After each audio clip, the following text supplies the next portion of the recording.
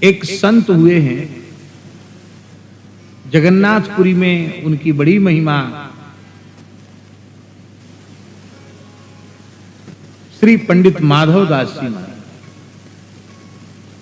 जिनके संबंध में नाभाजी ने कहा, विनय व्यास मानो प्रगट हुए जग को हित माधव कियो। प्रकांड विद्वान अपने समय के, और उनका जन्म कन्नौज शहर का था। कहां का था? कन्नौज। कान्यकुब्ज देश के रहने वाले थे, कान्यकुब्ज ब्राह्मण थे। इतने बड़े विद्वान थे कि तत्कालीन राजा महाराजा सब उनका गुरु रूप में आदर करते थे।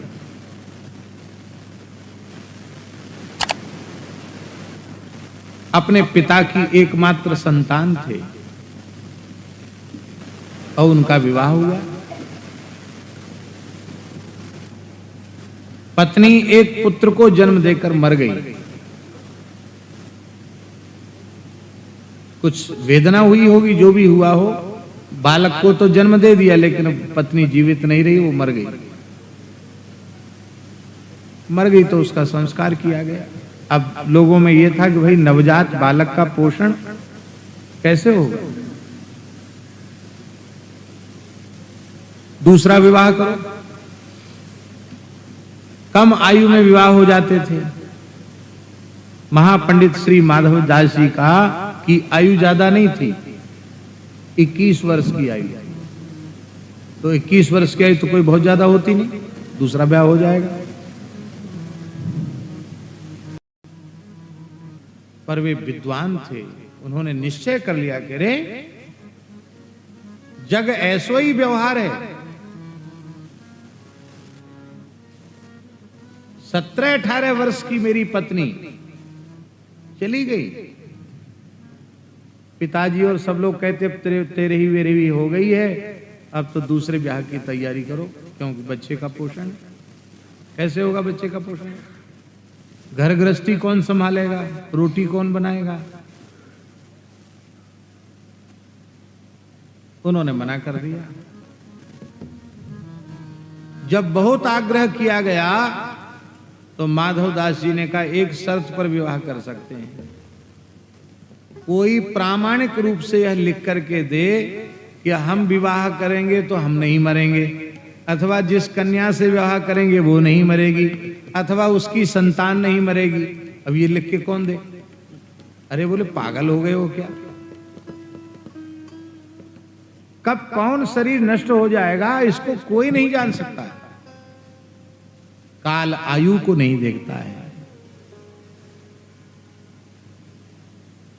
हुक्म भया कोई रहन न पावे, मलुकदास जी ने लिखा है। ऊपर से मालिक का हुक्म हुआ, फिर आप ये भी नहीं कर सकते कि एक सांस हमने ले ली, एक छोड़ लेने दो। ज्यों लेखे की श्वास गई आवत न बहोरी। जो श्वास लिया है वो ऐसे श्वास लिया, ऐसे करने की फुर्सत भी नहीं दी, ऐसे में चले गए, खत्म।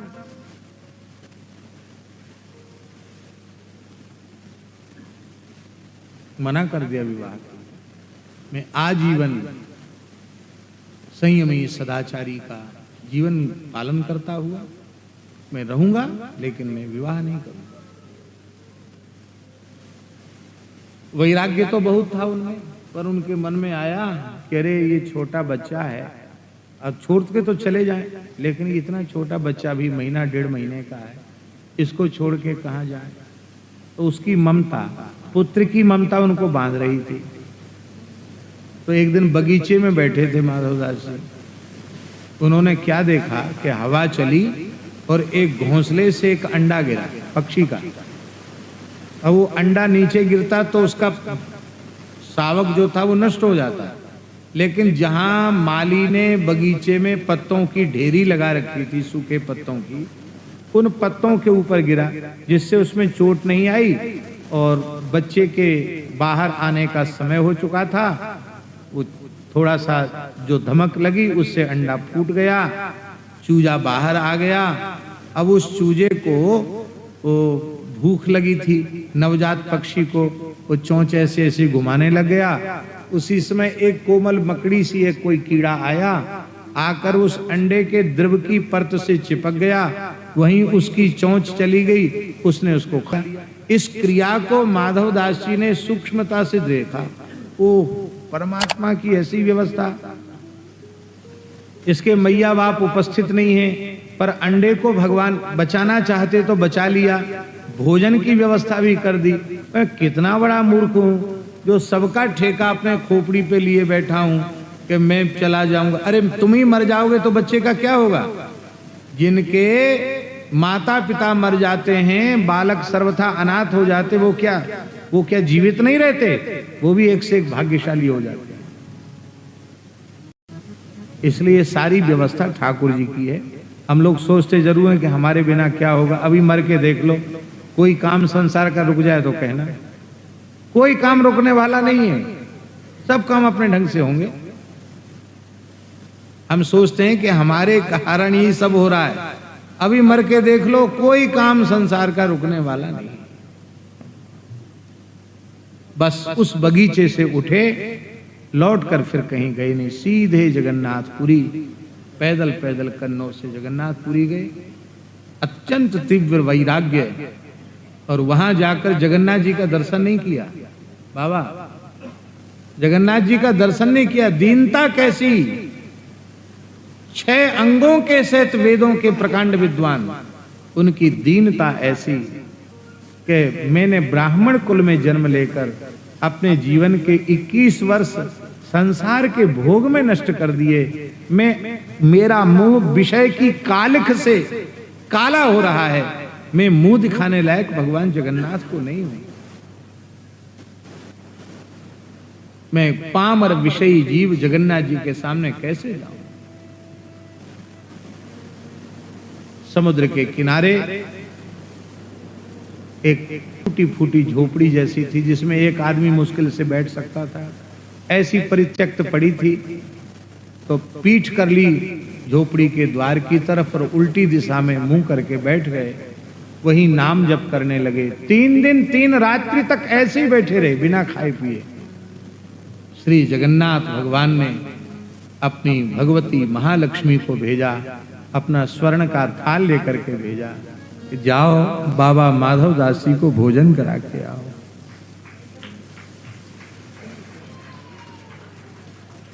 अब शयन भोग जगन्नाथ जी का रत्न वेदी का स्वर्ण थाल वहां पहुंच गया। सवेरे मंदिर खुला, थाल गायब। पंडित पुजारियों पर ही सबसे पहले आती है ना कि भाई मंदिर में पुजारी तो तुम्हें हो, थाल कहां चला गया? उसी समय भगवान ने पुरी नरेश को स्वप्न दिया, मेरे प्राण प्यारे भक्त बाबा माधव दास जी भजन कर रहे हैं, मैंने लक्ष्मी जी के द्वारा उनको थाल भेजा है, मेरा थाल वहां रखा है, किसी पंडित पुजारी को सताना नहीं, उसको ले आओ। राजा ने तुरंत थाल ला करके राजगुरु पद पर वे प्रतिष्ठित हुए। लेकिन जीवन ऐसे ही फक्कड़ों के जैसा माधवदास जी, बड़ा विलक्षण जीवन चरित्र है। उन्हीं माधवदास जी के जीवन की घटना है कि उनके अतिसार हो गया, दस्त होने लग गए, बुखार आ गया और एकांत में समुद्र के किनारे जाकर पड़ गए कि किसी को पता न चले, दूसरे को कष्ट क्यों देना। स्वयं जगन्नाथ भगवान छद्म वेश में नहीं, साक्षात रूप में जगन्नाथ जी पधारे और बाबा माधवदास जी की मलमूत्र से सनी हुई लंगोटी को, अचला को धोया, उनको स्नान कराया, उनकी सेवा की, रोने लगे। 15 दिन तक ठाकुर जी ने सेवा की।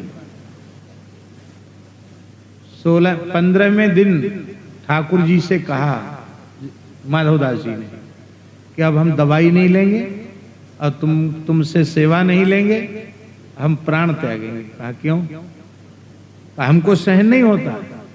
ब्रह्मा जी, शंकर जी, नारद जी, लक्ष्मी जी सब आपकी सेवा करती हैं, मैं कलयुग का प्राणी और आप मेरे मलमूत्र से सने हुए वस्त्र धोते हैं, हमको सहन नहीं होता।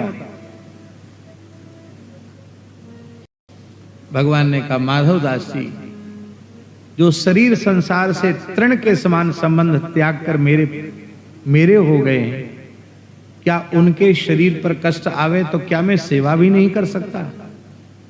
फिर मुझे दया सागर, कृपा सागर कौन कहेगा? तुम मलमूत्र में सने रहो और मैं जगन्नाथ बनकर बैठा रहूं, तो भगवान इसको नष्ट नहीं कर सकते। बोले नष्ट भी नहीं कर सकते, क्योंकि नाभुक्तम क्षीयते कर्म कल्प कोटि शतैरपि, बिना भोगे कर्म का नाश नहीं होगा। शरीर का प्रारब्ध है, ये तो भोगना पड़ेगा। लेकिन अब तुमको पीड़ा हो रही है तो कोई बात नहीं, 15 दिन का भोग और शेष है। जगन्नाथ जी ने कहा 15 दिन का भोग शेष है, और अब तुम्हारा प्रारब्ध हम अपने सिर पे लेते हैं। जगन्नाथ जी गए, बीमार पड़ गए जगन्नाथ जी, और आज भी जगन्नाथ जी 15 दिन तक दर्शन नहीं देते हैं। वो क्यों नहीं देते हैं 15 दिन तक दर्शन? एक बार माधवदास जी की बीमारी जगन्नाथ जी ने अपने ऊपर ली थी, उसी को प्रमाणित करने के लिए आज भी जगन्नाथ जी 15 दिन बीमार होते हैं, उनको औषधि दी जाती है। ऐसा करुणामय कौन होगा जो भक्त के भोग को भी अपने सिर पर ले ले।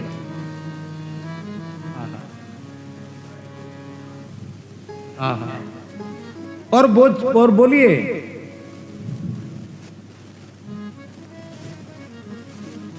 भगवान इतने करुणामय। और बोलिए, हम लोगों के निकट सहयोगी संबंधी, कोई पुत्र है, कोई पुत्री है, कोई जामाता है, कोई भाई है, ऐसे जाने कितने संबंधी नाते रिश्ते के लोग हमारे सामने असमय में विदा हो जाते हैं। क्या हमारे मन में कभी संसार से वैराग्य होता है? हम और अधिक राग पूर्वक संसार के व्यवहार में लग जाते हैं, हमारे मन में वैराग्य नहीं।